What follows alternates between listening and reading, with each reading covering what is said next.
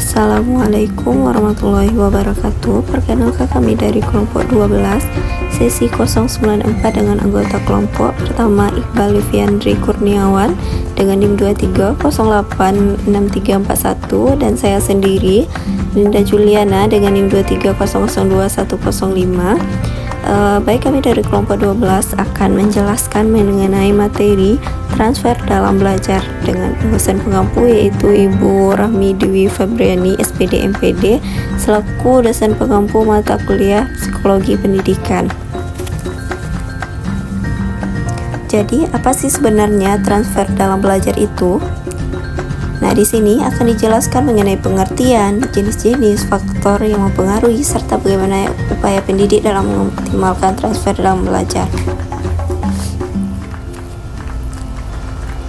Yang pertama yaitu pengertian transfer dalam belajar.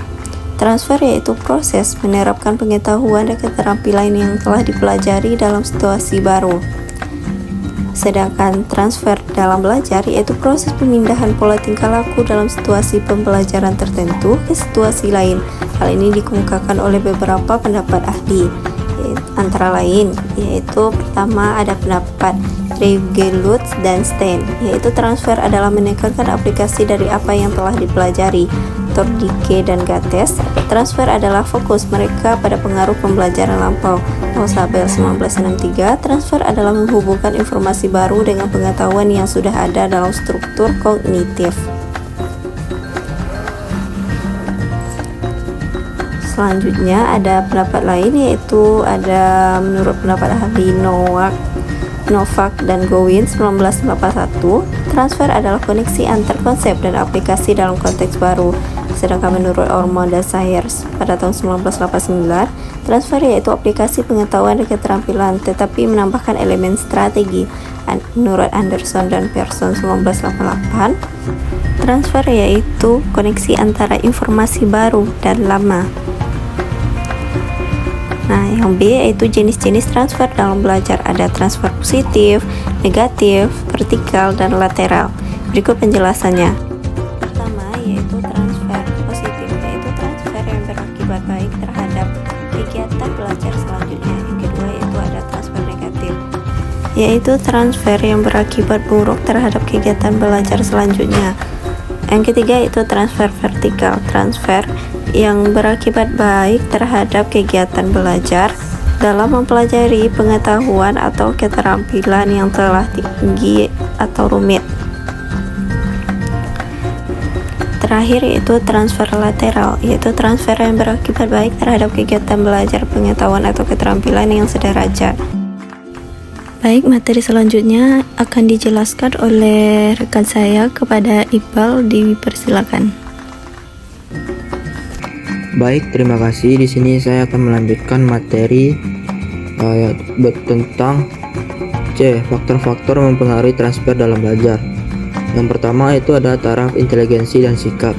Faktor ini berasal dari anak, didik, dan berkisar pada masalah, kapasitas dasar atau kemampuan dasar, sikap, minat belajar, dan lain sebagainya. 2. Metode guru dalam mengajar.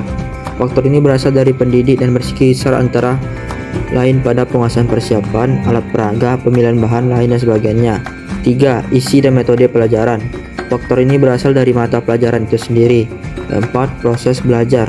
Keberhasilan dalam pengolahan itu sendiri pun bergantung pada kesangguhan motivasi belajar fase pertama dan kadar konsentrasi terhadap unsur-unsur yang relevan atau fase kedua.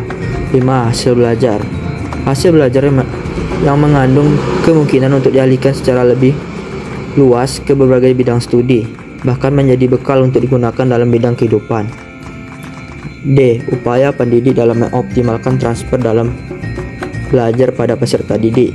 Adapun upaya pendidik dalam mengoptimalkan transfer dalam belajar pada peserta didik yaitu yang pertama itu mengaitkan dengan konteks dunia nyata, yang kedua pendekatan interdisipliner, yang ketiga pembelajaran aktif, yang keempat strategi metakognitif, yang kelima variasi metode pengajaran, yang keenam umpan balik konstruktif, yang ketujuh penggunaan teknologi pendidikan.